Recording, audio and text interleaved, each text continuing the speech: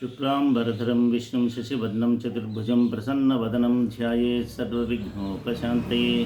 वक्रतुण्डमहाकाय कोटिसूर्यसमप्रभा निर्विघ्नं कुरु मे देव सर्वकार्येषु सर्वदा। सुमुखस्येकदन्तस्य कपिलो गजकर्णकः लम्बोदरस्य विकटो विघ्ननाशो गणाधिप धूमकेतुर्गणाध्यक्ष फालचन्द्रो गजाननः। श्रीमहागणाधिपतये नमः। అష్టదిక్పాలకులకు నమస్కారం తండ్రి. నవగ్రహ దేవతలారా రక్షించండి నాయన. ఓం శ్రీ వెంకటేశాయ నమః, శ్రీనివాసాయ నమః, లక్ష్మీపతయే నమః, ప్రకృత్యై నమః, వికృత్యై నమః, విద్యాయే నమః, పద్మాప్త్యై నమః, దేవ్యై నమః, పద్మోద్భవాయే నమః. శ్రీ వెంకటేశ్వర వ్రతకల్పం మొదటి అధ్యాయం. శ్రీ భగవాన్ ఉవాచ.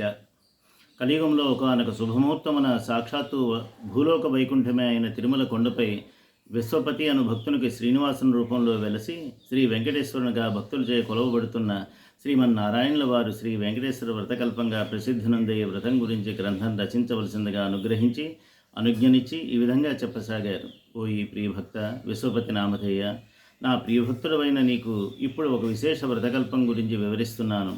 ఈ వ్రతం నాకు అత్యంత ప్రియమైనది, అందరూ ఆచరించడానికి ఎంతో సులభతరమైనది. కలియుగంలో మానవులు తమ తమ పూర్వజన్మ ఫలాలు అనుభవిస్తూ తిరిగి అనేక పాపకర్మలు అనుభవిస్తూ అనేక కష్టాల పాలవుతున్నారు. వీరిలో నా భక్తులైన కొందరు వారి కష్టాలను నివారించవలసిందిగా నన్ను వేడుకుంటున్నారు. ఎన్నో వ్యయ ప్రయాసలకు వచ్చి తిరుమల యాత్ర చేసి నన్ను దర్శించుకుంటున్నారు. నా భక్తులంటే నాకు అత్యంత ప్రియం. నా మీదే పూర్తి భారం వేసే ధర్మపథంలో జీవితం గడిపే వారి బాధ్యత నేనే వహిస్తాను. ఇప్పుడు నేను వివరిస్తున్న ఈ వ్రతం శ్రీ వెంకటేశ్వర వ్రతకల్పం అనే పేరుతో ప్రసిద్ధి పొందగలదు. ఈ వ్రతం నాకు అత్యంత ప్రియమైనది.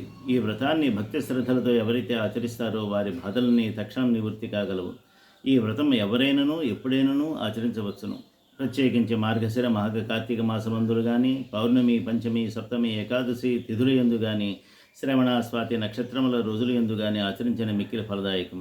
ఈ కలియుగంలో నా భక్తులైన మీరు అనుభవిస్తున్న కష్టములన్నీ నాకు తెలియను. మీకు ఎప్పుడు ఏ కష్టం కలిగినా, ఏ ఆర్థిక సమస్యలు కానీ, ఆరోగ్య సమస్యలు కానీ, ఉద్యోగ వ్యాపార సమస్యలు కానీ కలిగి మనశ్శాంతి లేనప్పుడు ఈ వ్రతం ఆచరించిన తక్షణమే ఈ కష్టాలన్నీ కూడా తొలగిపోగలవు. మరియు మీరు మీ ఇంట ఏ శుభకార్యం తలపెట్టినను ఈ వ్రతం ఆచరించిన ఆ శుభకార్యం నిర్విఘ్నంగా జరిగి 1000 రెట్లు శుభప్రదం కాగలదు. ఈ వ్రతం ఆచరించిన వెంటనే సకల సుఖశాంతులు అష్టైశ్వర్యములు లభించగలవు. ఉదయమును కానీ సాయంకాలమును కానీ ఈ వ్రతం ఆచరించవచ్చును. ఈ వ్రతము 5 అధ్యాయములతో కూడినది. ఈ 5 అధ్యాయములను భక్తితో పఠించవలను. మీ స్వగృహముందు కానీ, వసతిగృహముందు కానీ, నా ఆలయముందు కానీ, ఏ పుణ్యక్షేత్రముందు కానీ, నదీ తీరముందు కానీ ఈ వ్రతం ఆచరించవచ్చును. మీరు వీలైన ఎడల మీ బంధుమిత్రులందరినీ ఆహ్వానించి ఈ వ్రతం ఆచరించట మిక్కిలి శ్రేయోదాయకం. ఈ వ్రతం ఆచరించిన వారికి, విన్నవారికి, ప్రసాదం భక్తితో స్వీకరించిన వారికి అష్టైశ్వర్యములు కలుగుగలవు.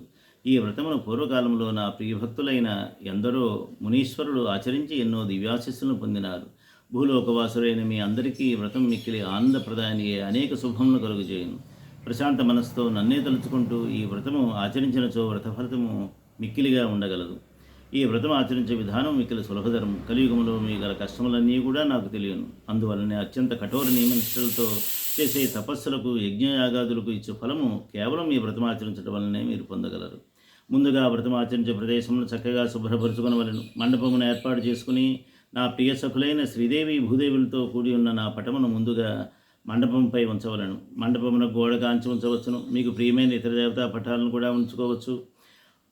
నవగ్రహ దేవతలను, అష్టదిక్పాలకులను ఆవాహన చేసుకోవాలి, లేదా వారందరికీ మనస్సులోనే నమస్కరించుకొనవచ్చును. ముందుగా పశువు వినాయకుని పూజింపవలను. అటు తర్వాత ఈ వ్రతమందరి 5 అధ్యాయములు కూడా భక్తి శ్రద్ధలతో పఠించవలను.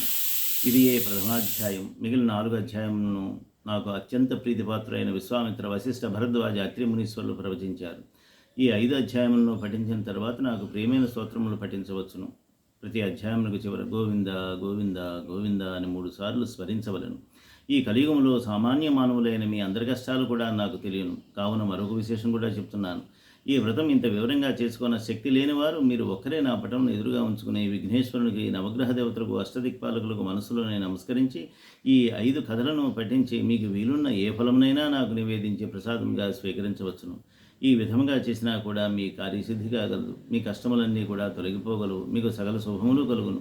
ఎవరైతే ఈ వ్రతం అత్యంత భక్తి శ్రద్ధలతో ఆచరిస్తారో వారి గృహమునకు స్వయంగా నేనే ఏదో రూపంలో వచ్చే ప్రసాదాన్ని స్వీకరిస్తాను. స్వయంగా నా అనుగ్రహం మీ అందరి యందు ఎల్లప్పుడూ ఉంటుంది. శ్రీ స్వామివారు తిమ్మరాజు విశ్వపతి రామకృష్ణమూర్తి విశ్వపతిని భక్తునికి ఈ విధంగా తనకు అత్యంత ప్రీతికరమై తాను ఎల్లప్పుడూ నివసించే తిరుమల కొండపై ఈ వ్రత విధానాన్ని అనుగ్రహించారు. కలియుగ వాసులైన మనమందరము కూడా ఈ వ్రతమును ఆచరించి శ్రీ వెంకటేశ్వర స్వామి వారి అనుగ్రహానికి పాత్రులు కావలను. ఈ వ్రతం ఆచరించినంతనే మన కష్టములన్నీ తొలగిపోయి అనేక శుభఫలితములు పొందవచ్చును. గోవింద గోవింద గోవింద. ప్రథమోధ్యాయం సమాప్తం.